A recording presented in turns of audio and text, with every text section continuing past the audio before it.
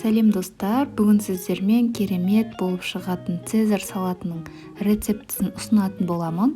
Бұл цезарь салатының соусы өте ерекше жасалынады, сондықтан міндетті түрде видеоны соңына дейін қараңыз. Егер де менің каналыма тіркелмеген болсаңыз, подписация кнопкасын басып тіркеле кетіңіздер, жаңа видео рецепттерді жіберіп алмаңыз. Ең алдымен біз осындай тауықтың төс етін кесіп, алдын ала дайындап пісіріп алатын боламыз. Біз бұл тауық еттерін пеште пісіретін боламыз. Етімізге осындай приправаларды сеуіп, жақсылап жағып, сіңдіріп, барып духовкаға жіберетін боламыз. Менде паприка және де осындай кориандр дәмдеуіштерін қосатын боламыз. Соңында осындай сұйық майды да қосып жібереміз. Барлығын жақсылап тауық етімізге сіңдіріп, жақсылап араластырып, пешімізге 200 градуста жарты сағатқа жіберетін боламыз.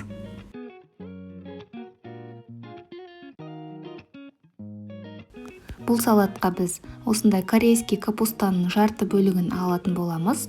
Өздеріңізге қалауларыңыз бойынша қоссаңыздар болады.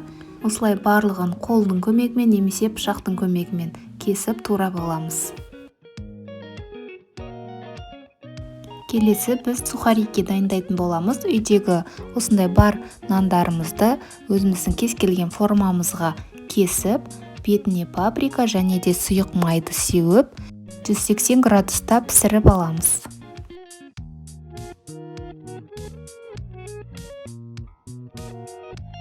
Біз келесі соусымызды дайындайтын боламыз. Өте керемет болып шығады соусы. Бізде осындай 5 ас қасық майонезді саламыз. Келесі осындай сырымызды, теркадан өткен сырымызды да салатын боламыз.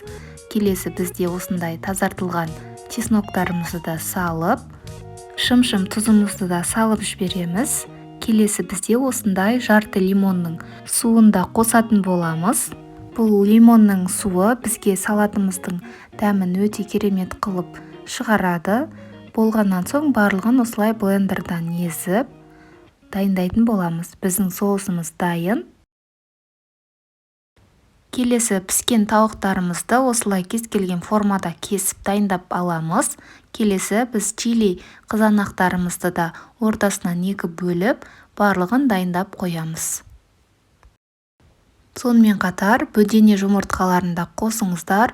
Бұл өте пайдалы және де салатқа ерекше дәм беріп тұрады. Міне біз барлығын дайындап қойдық. Енді барып біз соусымызды капустамен бірінші жақсылап араластырып аламыз. Сіздер перчатка киіп, осылай қолдарыңызбен араластырсаңыздар өте ыңғайлы болады. Келесі біз жұмыртқа дайындап қойған, тауық етін, чили қызанақтарын және де сухарикімізді салып, барлығын жақсылап араластыратын боламыз. Перчатканың көмегімен жасасаңыздар, араластырғанға өте керемет. Міне біздің салатымыз дайын. Енді дастарханға ұсынсақ болады. Тарелкаға осылай ең бірінші капустасын жақсылап астына салсаңыздар, салаттарыңызды өте әдемі көрсетеді және де биік болып, әдемі болып көзге көрінеді.